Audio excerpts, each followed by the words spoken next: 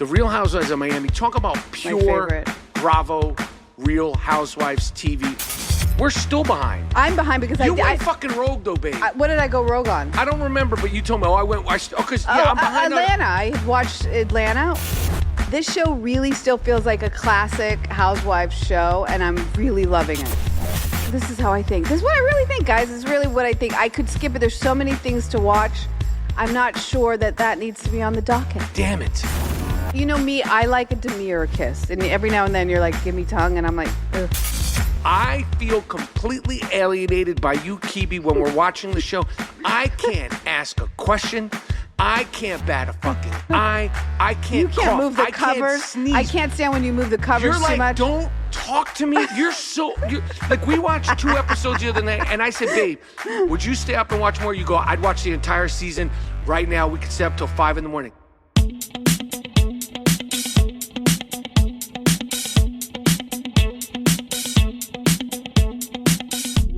Hello, ready. I'm ready as ever. Ready. We're back. Yes. Rapaport's reality. We are back. Chomping at the bit. Yes. I'm a little nervous, to be honest, about coming back. It's been a break, so I got to get my feet wet again. I don't know if I'm doing this right. You're doing it fantastic. Is this thing on? Is this thing on? It's on. Okay. My name is Michael Rapaport. And I'm Kebe Rapaport. This is Rapaport's Reality, the podcast that the people wanted and we have delivered, where me, Michael Rapaport, and my wife, Kebe, discuss all things reality TV, all things popular culture, and a few things about the comings and goings of our relationship. Hence the title, Rapaport's Reality. I am chomping at the bit. I understand that we lose a little rhythm. I have been churning and burning to get back to podcasting with you, babe. Well, there's a lot of things that I am happy to get back to, but podcasting probably being the last on the list, number 5, let's say. But I'm happy to get back to my summer salads and making food for you and being with you and walking down the street, holding your hand or not holding your hand or just being close to you, because I'll start by asking you. You were gone a long time. And by the way, I'm very uncomfortable talking about this, because this is like, even though it was announced in the press, Michael was in Traitors. He's a part of this season 4's cast. Yes. I mean, I saw about you. I didn't even read it. But you left the list, like it was papers upon papers of like rules and regulations. And before you get to the airport and all the being on the show and what you can't say shit. Can't say shit. So, like, you kindly wrote down a list of questions for me to ask you. Well, probably because you're paranoid of, like, you don't want me to. But this whole thing makes me nervous. I will share with everyone what made me nervous. Michael, can I say this? Can I say doing the show? I didn't want you. Yes. I mean, it was surrounding us, our world. When we did the Traitors episode, I was excited because it's my favorite show, okay? And if you know my husband, he will take anything my favorite and overindulge in it. Like, I came into his life, I hid the Bravos, Housewives from him, and next you know he's on Watch What Happens Live. 68 times or 60 times, right? So like, here's my favorite show and they're asking you to do it. The first thing I thought was like, no, I don't want you to come across as looking like a Baldwin brother. You're like, you've had this 35-year illustrious career. You're one of our greatest actors of our time, of our generation. Thank you, babe. It's true. You really, truly are. You're so gifted. Things in the business have changed. Yes, I know. You've podcasted. You have this online persona that you sort of created. And then your activism came as a result of that, and our Judaism, all the things, right? And I was thinking, I have these certain images that I know, and my intuition is kind of strong. It's one of my gifts. But I was like, oh, I don't know if no other actor's done it. It's only for reality stars. What are you doing there? And it's because of that, I think they listened to you and know how much you love it that they asked. Anyway, that being said, that was one reason. But the other reason is that I also don't want to know how the sausage is made. So it's great that you can't tell me things. So I'll ask the first question is, what can you speak about? Okay. That was a good opening diatribe. Oh, it was? That was okay. good. Okay. Well, I guess I've been chomping at the bit too, I guess. What can I speak about? Not much. Right. It was reported that I did season 4 of Traitors. Yes. I can tell you this, and I could tell the people this. The hardest thing was being away from you. The hardest thing was being away. And the hardest thing along with that was not being able to communicate when you want on the phone. Yes. I will say the big, huge benefit of not being on my phone literally. And if anybody knows me, anybody's been around me, or anybody follows me, you can tell He's always on his phone. I am on. What you see on social media is not just like happenstance. There's He's a lot of always got that thing in front of his face. If I'm not posting on social media, I'm checking out other people's posts on social media. Yes. I like the phone. Yes. I like the phone. I will say the biggest benefit, aside from the fun that I had doing the show, was realizing that I have a serious phone addiction. And I never mentioned that ever to you. It's bad, and it was bad. But it's extreme. But I do feel like. By the way, can I say something? Yes. This was another reason why I was scared for you to do it, because when I found out they take your phone, they take any internet, you went out, you bought like an MP3 player so that you could have music, and I was like, this guy's not going to survive. Not without me. I mean, I know we're kind of attached at the hip, but I meant like literally survive. Well, thank God for that MP3 player. People have breakdowns when they do drastic changes like that. Mental health is real. Yes. So, and also I knew that I could talk to you, but in front of someone, which is on speakerphone, which is absolutely. Yes, that part of it was challenging. Yeah. I will say. You're like, babe, how are you? I'm like, I'm fine. The phone addiction that I have, and the phone addiction that I have come to terms with, and fighting it, is the best part of my takeaway so far, because I need to get off that phone, wean off that phone. And being off the phone, as soon as I got my phone back, I was like, yo, this is crazy. This is too much. And I've spent years. I told you, I had said to you, you were like that when we first got back together with your BlackBerry. And that was just texting. I was like, who the fuck? You were always on the couch in this position. I can totally mimic you. And you were, and you were so fast with the fingers. And I never got a phone until the Android came, So I never had a BlackBerry. So I didn't get how your fingers, but you were on that thing. Yes. But now I am feeling like I have a lot more perspective on the phone.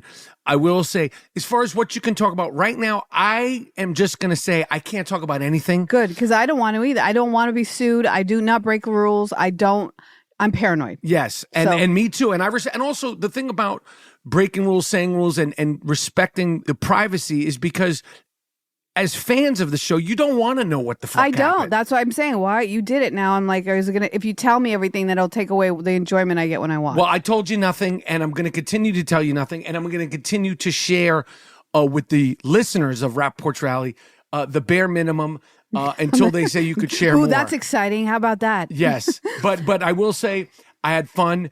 I will say I had a great time. I will say that I'm glad they did it. And I will say that I predict this season of Trader Season 4 will be the most watched, most talked about, best season ever, because it just continues to get it better and better. I think it's going to be. I agree. I think you being on it is a big draw. I had a great time. It was fun. And now we're back, and we are back in an incredible time in reality TV. I will say, I'm going to just bring this up. Wait, how did you feel about not watching? Because you couldn't, yeah. Well, we fell but we're still behind. I'm behind because you went fucking rogue though, babe. What did I go rogue on? I don't remember, but you told me. I'm behind. Atlanta. I had watched Atlanta. Right. Well, I caught up on Atlanta. And Miami, of course. Right. By the way, hello, I am not about to sleep on Miami. Let me tell you something. And by the way, we're behind. We're behind a show. We're behind an episode, but man, the Real Housewives of Miami, talk about pure Bravo Real Housewives TV. If you want pure Bravo Real Housewives, watch Miami. It still has that unpredictability, that kookiness. There's really a feeling like these women are just being shot, like they're just being filmed. It's for real. Yes, we've seen in other shows them sort of like what happened on the reboot of New York, and the girls sort of manipulated some storylines and played around with us audience members. But this show really still feels like a classic Housewives show, and I'm really loving it. Even with somebody like Larsa Pippen, who's been in front of her own camera before, or her own phone camera, she still is coming with it. So sharing her real life, and I really appreciate it, and I love these women so much. And Miami coming right now, right before the summer started, heading Perfect. heading and taking us through the summer is fantastic. Yes. I want to bring this up to you right now, babe, and I didn't want to talk about it the other day when we were watching New York City Next Generation. It's not that it's not a good show. I just feel like watching New York City, The Next Generation, which, if you guys haven't watched, is a reality show on Bravo where it's a bunch of housewives, sons and daughters. A few, Candy, and then like some and friends Kim and all that stuff. Right. And we watched a few episodes, and I gotta say, maybe it's the age, maybe it's that there's no one, and I say this with all due respect, there's no quote unquote stars, there's no breakthrough stars. And I feel like, and it's hard for me to even say, I feel like, babe, what do you think about us tapping out of? Is that fucked up? Yeah. Well, here's is it what our I feel. job to watch? Here's what I feel. It's like, is it I feel our job? guilty even saying it. I know. We're quiet when we're watching it, which is weird. When we're just like that weird silence when we're watching something. It's not bad. It's not. The show isn't bad. Here's my problem with it. When Teresa comes in, comes into town and has lunch with Gia and Mark's. What's his name? Mark's son. See, there's where I am. No, so but he's you know good, what I'm saying? though. I know he's great. The two of them are good. But they're all great. But the thing though is like we know them because of their parents, and when we're watching them when they're on their prospective housewife shows, we want to see how Teresa Giudice's daughters act with their mother. Right. So, and I felt that was so when they came in, I was like, I perked up. Right. There's Teresa. Right. Right. So that's Meredith Marks. Listen, here's where nepotism doesn't always work. Like it just it might not work. It might not work. That's okay. Like they all need to, and also these kids like not coming into New York, and I'm intuiting that none of these motherfuckers are going to live in New York. No, I think they're just there for the shoot. Yes, it feels that way, and except for Ava Dash, she grew up there. Yes, Ava, she's a true blue New Yorker. Dame Dash, her hip hop legend father. Yeah, I'm okay with it. And it can't be the age, babe, because we're all up in Love Island. Like, it's nothing for us to watch a bunch of 22-year-olds make out. Like, we've gotten okay with that. So I don't think it's the age. It's just something is not hitting. It's not flashy enough. They're not that interesting. I mean, the biggest interesting storyline so far is the Marks kids doesn't like the Charlie kid asking the sister out on a date. Like, what's the problem? Like, it's redundant already, and I think Kim Zolciak's daughter's interesting. It's like, yes, she's, apple doesn't fall far from the tree in terms of like how she behaves, what comes out of her mouth. I guess we could stick with it a little bit more. I guess we have to. There's a girl on there that doesn't wash her hands, apparently. I mean, I guess we have to stick with it because we love it. Maybe it'll turn. It's just harder when we have kids that are 25 and 23, and I'm like, what am I watching? I don't even want to watch my own 25 and 23 year olds. So, sure. Try to figure out New York or not figure it out. Or I don't know. I just am not. Riley is like, I mean, she hardly spoke on her show with her mom, Candy, in Atlanta. So, and now she speaks a little bit. Like, no, I gotta say, not everybody in the family is going to be a star. All right. Well, let's. That's my harsh kind of, okay, this is how I think. This is what I really think, guys. This is really what I think. I could skip it. There's so many things to watch. I'm not sure that needs to be on the docket. Damn it.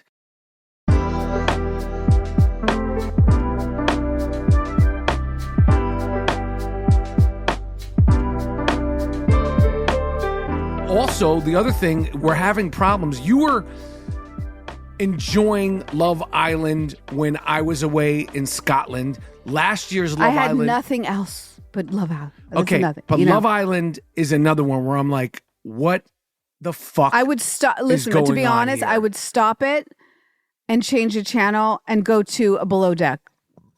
When you were watching Love Island, all of the franchises of Below Deck they give a lot. They're amazing shows. Yes. I love them so much. So now I rather watch that. And I know you kind of like are in and out on the Below Deck situation. No, I like Below Deck. It's Love Island, which they put out a lot of content. There's it's on every night, except for Wednesday nights or something. Yeah, it's like 5-6 episodes a week, which I could respect, and I appreciate it's a commitment. that. But the sexuality, and I'm like, what is going on? Like, when people first meet, they just literally will stick their tongues down another person. And this is no prude. I am no... Oh, no, you're not. No, I am no prude. And I have a past. I know you hate to hear it, but it's true. I do too. But walking I'm not up to a stranger... I know, it's gross. And then they all go kiss the same. Like, all I think about, I don't know if it's my age, it's like I'm becoming like, I don't know what. All I think is like, every kiss, I'm like, remember COVID? like what is happening? What's They don't. And one of the kids at one point had something on his lip, and it looked like a cold sore at one point, and he still, maybe it wasn't, allegedly. I'm not even saying allegedly because I don't think it was, but it looked like that. Looking like that was enough for me to be like, you can't go down the line of ladies just sucking face. But they don't start with a closed mouth kiss and then open. Oh no, they just just straight tongue in the mouth, full on, and I'm like, this is wild. I don't man. like that. You know me, I like a demure kiss, and every now and then you're like, give me tongue, and I'm like, ugh. Do you know what's in between your teeth? Not you, Michael, but like in the human beings. So I don't think you need to get, it doesn't need to be sexy to be like, let me open my mouth and gorge your face. And these girls, I think they think that's what's hot. And the guys say it, that's what's hot. And you know what I don't like also? They had the competition of like, with the new batch of girls who come in and the guys have the blindfold on and then they rate the person's kiss. I was like, what is happening in our society? I know. And then, but they would all get their feelings hurt if somebody said something that could, listen. How would you rate me as a kisser? Great. That's not a rating. Fantastic. 1 to 10. 12. And be honest. 12, 19. Yeah, 18, I give you 18. I gave you 18 and a half. I give you 18. You started 18. I just think it's... Last season, the cast was lightning in a bottle. Not to say that these kids are not good, but... It's true. I said that. I thought that they weren't. Am I interrupting you? I think I'm interrupting you a lot. Oh, I think that I don't like the show anymore. Damn it. That's my final thing. Those 2 shows I can wipe away because there's some good TV that we're missing. I think Alan Shapiro told us about that show. Mobland, which we started. We started as excellent. And then there's Tom Hardy. Yeah. Your friend, you know what I watched when I was away? I don't know if I told you this. I mentioned it. I finished Your Friends and Neighbors with John Hamm. I started that. Yeah. Which is good. I like him. It. I like the show. I don't know if there's a season 2 in that show just because it got all wrapped up. Don't tell me. I didn't finish it, though. It's good. It's well done. He's good. All the actors are good. Actresses are good. The story's good. It's fun. It's not reinventing the wheel in terms of the anti-hero hero. But I watched that. We watched Mobland. You know what else we need to watch? What? Because Love Ultimatum. Is it Ultimatum? Oh, well, what is it called? The Ultimatum the queer one. The Queerlove. Queerlove. Yo, that's another show. Love it. Ultimatum Queerlove. I love it. And just as we recorded this episode of Rapaport'S Reality, the final episodes and the reunion came. I can't wait. That is a good show. And I was doubting it at first. I know you doubted it. But I like how, first of all, I think it's an incredible thing for the LGBTQ community to show these women. They're smart. They're beautiful. Yeah. They're beautiful in different ways. Yes. They're very not what you think. They're very vulnerable. And I think it's a great representation for the LGBTQ. Am I leaving any letters out? IA, I think. Or LGBT, no, that's AI. LGBTQ and anybody else who I might be leaving out. Different, anybody who loves differently. I think it's a great representation. Yeah. I think it's about the relationship. It's not this like over-sex thing that I think people might have these preconceived notions are. And the entire cast is all very sweet, loving, and very different. And I think it's compelling, and I cannot wait to watch. I love it, too. The first season of it, I loved. I don't think you watched I didn't. it, which made us watch the second one. We got a little bored because with the docu-style kind of drama when they sit at the table with all the the hosts is kind of because it gets a little slow. But I like it because they could have a better host. No disrespect to that host, but I feel like I agree. I feel like they need somebody a little bit more dynamic and engaging. I feel that way about her. But the kids are great. But all the women are amazing, interesting. multifaceted. Yeah. You're right. And vulnerable. And not that we are sitting here going like, oh, lesbians are I think for them, for the community, it's good. It's a really, really beautiful thing. And it's a great show. It's just, it just works. Yeah. I will tell you this. I want to share a few things. Dallas Cowboy Cheerleaders is back on Netflix. And I know a couple of people already started watching it. We just got started. We talked about it really, really positively and made me fawning over it last season. Yeah. And for me, when I'm watching the show, I can't tell one girl from the next girl. I can't tell if one girl's dancing better than the next girl. Well, the dancing you can't, but you can't tell these girls. This time none of them look alike. Babe, I can't tell one from the other. But that's just because it's me. It's probably like when you're watching football. You're like, oh, I can't tell one from the other. That's why I'm like, when you meet a new person. The other day you met somebody that, and I gave her whole backstory in front of her, and this is da da da da da da da, and you're like, and then you might go, wait, you can't tell the redheaded hot girl from the Latina hot girl, and I'm sitting there going, I don't know. I can't tell the difference. I can't tell who's who. I can't tell why you're oh, she's killing it, or the coaches are going, I don't know. You could tell the one girl that's mom is a coach. I said, and she was not great. Is that her mom? I did. But when she was dancing, you could tell that dance wasn't making. Listen. Well, then they were pointing around. She's offbeat. She's this, that, and the third. With your own eyes, you could see that she wasn't giving. Like, it wasn't giving. But the show itself is excellent, and I want to state this for the people.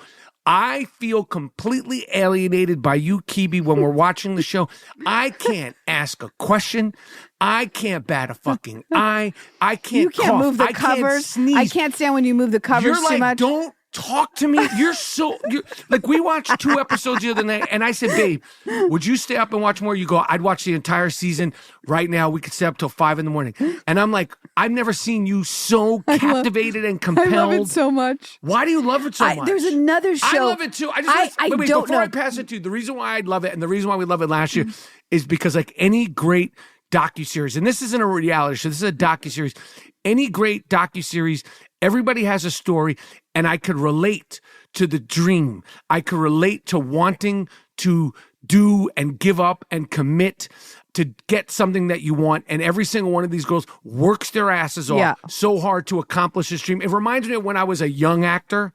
I still have that feeling now, like you want to get this, you want to get that. But as a young actor, as these are young Dallas Cowboy cheerleaders, that's part of the story, whether you're a guy, whether you're not a guy, whether you're a cheerleader lover or could care less, that part of the story is so relatable and I think makes it special. Aside from the fact they're cute girls, I will say, I feel like the Dallas Cowboy cheerleaders should have an age limit.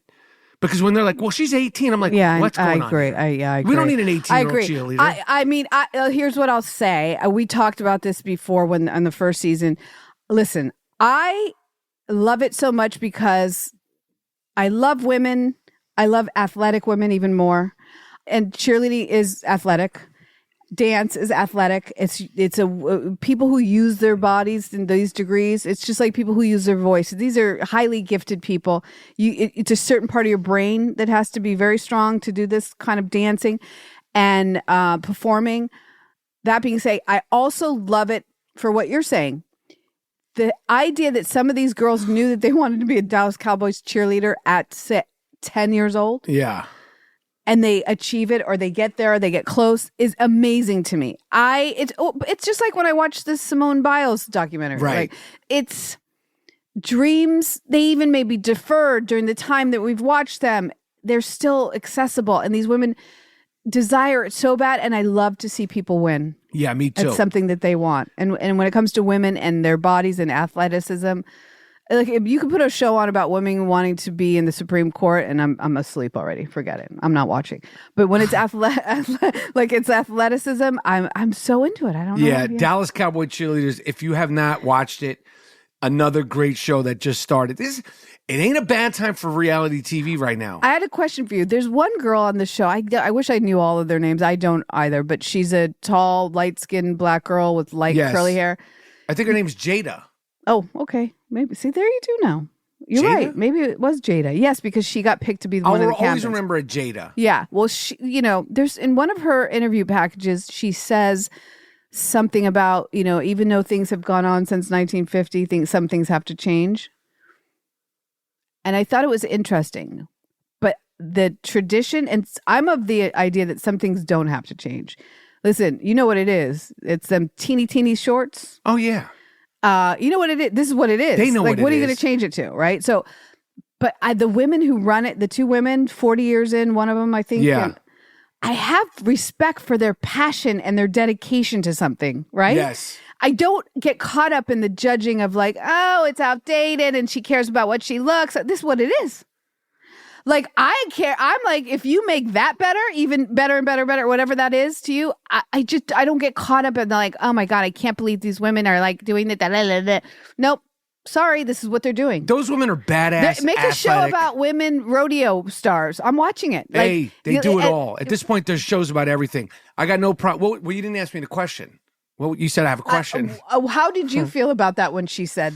Well, I thought that it was going to get into, because apparently they didn't get into it. Right? I had read a blurb about the show and read a blurb about the Dallas Cowboy cheerleaders that since last season, I thought it was going to go into the pay, because they sort of dipped into it. And since last season, the cheerleaders, Dallas Cowboy cheerleaders, 400% pay increase, which amazing. Which is great. But these girls should not be having side jobs. You, do you think that's the changes she was talking about, or I felt was like it? Okay, it wasn't like, the it wasn't like the shortcut exploitation outfit of women or something like that. I think, just like, I mean, these ladies are critical, like, and they're hardcore.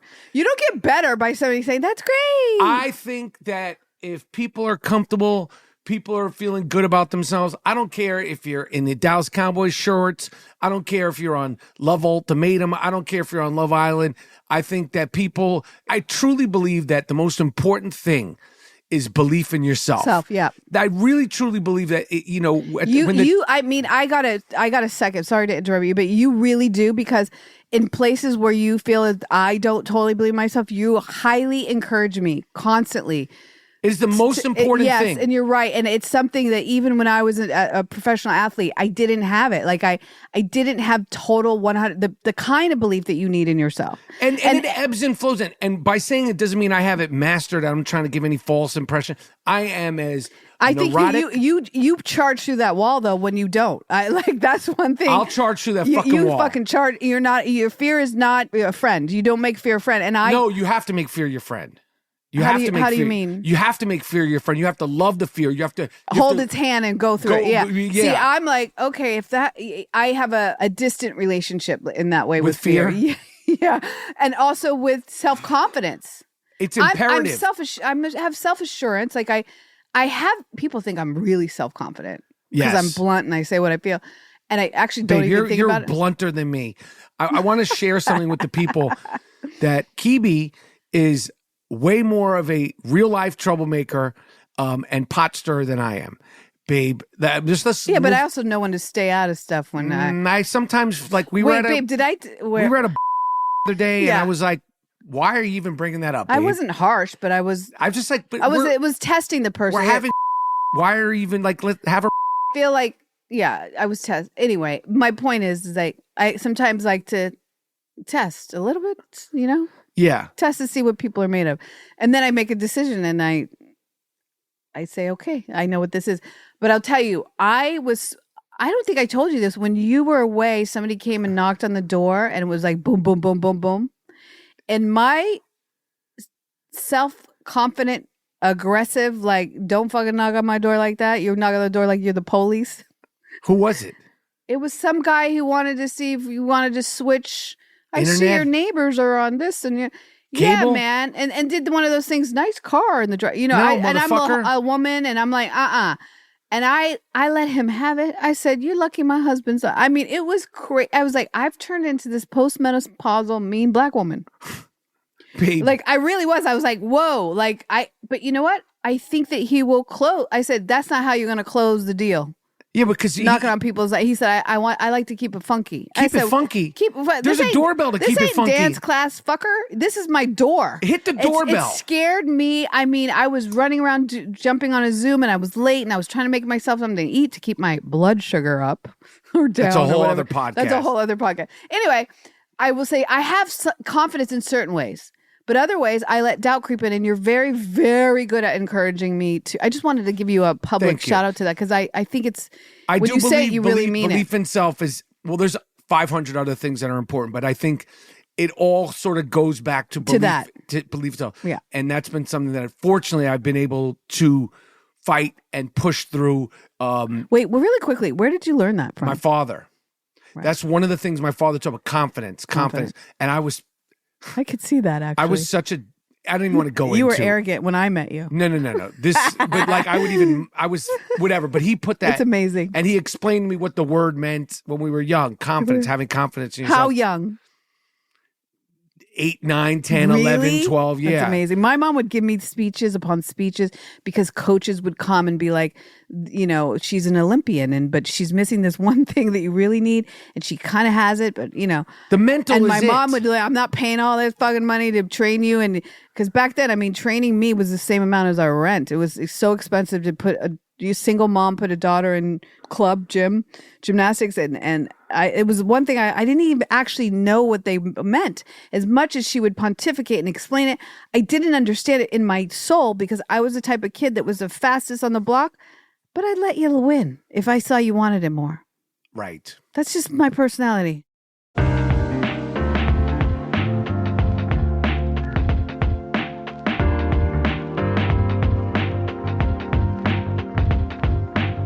Speaking of confidence, there's no confidence segue here.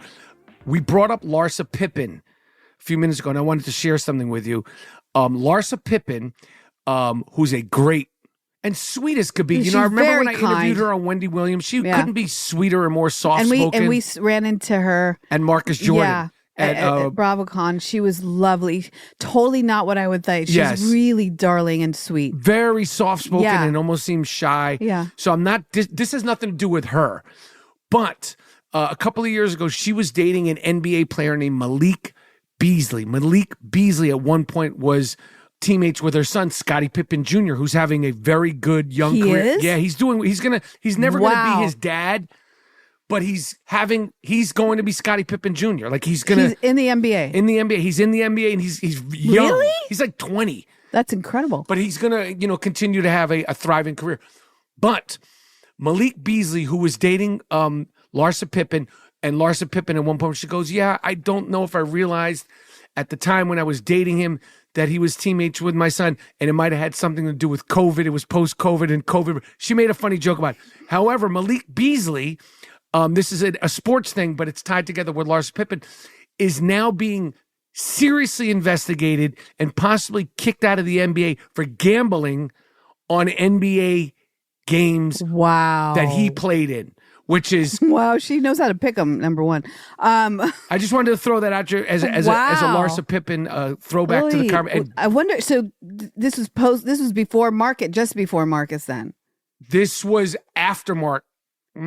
Shit. I think this was after Marcus. I feel like this was, but I might be wrong. Okay. I may be wrong, but she did publicly date Malik Beasley either before Marcus Jordan, after Marcus Jordan, but he was in fact at one point a teammate of Scottie Pippen Jr., which is way out there.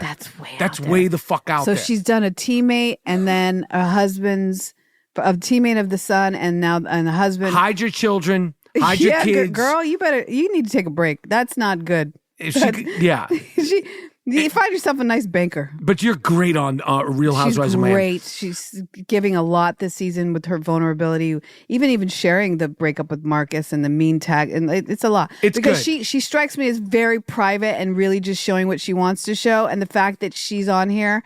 And they were really committed. We're in love. I don't care what anybody thinks, her and Marcus, And now that it turned out the way it was, and she has to come in now with, sort of mud on her face, going like, yeah, this is what... My kids were even saying this wasn't good.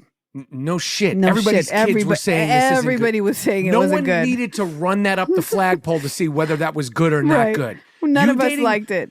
You dating Michael Jordan's son and your Larsa Pippen, anyone could say this not right. But they had a nice run. Anyway, another thing that I don't know, babe. They had a good run. For them, they were happy. I don't know. According to how he used to talk to her. Oh, I don't know. I don't think it was good. And now we know he does the booger sugar. Allegedly. Allegedly, there's pictures and allegedly. Oh, really? Allegedly. Allegedly. I don't know when you're supposed to say allegedly or not. Allegedly. Everything's I don't even know. allegedly. I don't even know if that was whipped cream that I saw in the picture. Allegedly. Whipped cream. What do you mean whipped cream? You saw him. They showed it on the show. Yes. I don't want nothing to do with no lawsuits, especially with no Jordan family member. Another thing that I wanted to share with you is, I don't know if you know this, Joe Giudice has put out a public plea to try to get Donald Trump, Joe Giudice, ex-husband of Teresa Giudice, father of all their children, obviously. So he can come back? And I agree. They fucked up. And he said, I grew up in New Jersey. My family's from New Jersey. I did my time. They need to let this guy at least come visit. It's terrible. Yes, it's terrible. I agree. Even though he was a prick. He got the other reality stars out. Yeah, I mean, like Grizzlies or Grizzlies or at whatever. least let him at least have some visitation. Yeah, it's crazy. It's extreme. I feel bad for Joe Giudice. Me too. And he went to prison, and now he can't come back because he was born, but in the rest of his life he was in New Jersey. It's not cool. No. So I feel like Donald Trump, that would be a good part. That would be a mitzvah. Let Joey G come back. Let's do it, Trump. We could say what we want about him and what kind of husband he was, but he clearly, and they love him. He clearly loves his kids. Love him. They adore him. They need their dad. It's closer. not fair. Yeah, it's not fair. Anyway, there's so much to discuss in the world of reality TV, and we are cooking. We are cooking with gas. We are not going to be away from you guys the rest of the summer. There's so many things to discuss. I am back from Scotland. We are happy. I am happy. I am off my phone. I'm no longer a phone guy. Well, you're not that much. We'll see how Let's see how you do this holiday weekend, how much present time you are. I'm not a phone guy. Right now, I'm not a phone are. guy. And I judge phone people. You actually do. Anyway, Rapaport's Reality. Make sure you tell a friend to tell a friend and leave a rating. Say how much you love it. If you got a request, we missed something, you want us to talk about something, do it all. Rapaport's Reality. Tell a friend to tell a friend. And also follow us on Instagram at Rapaport's Reality. We're out. Love you, babe. Love you, babe.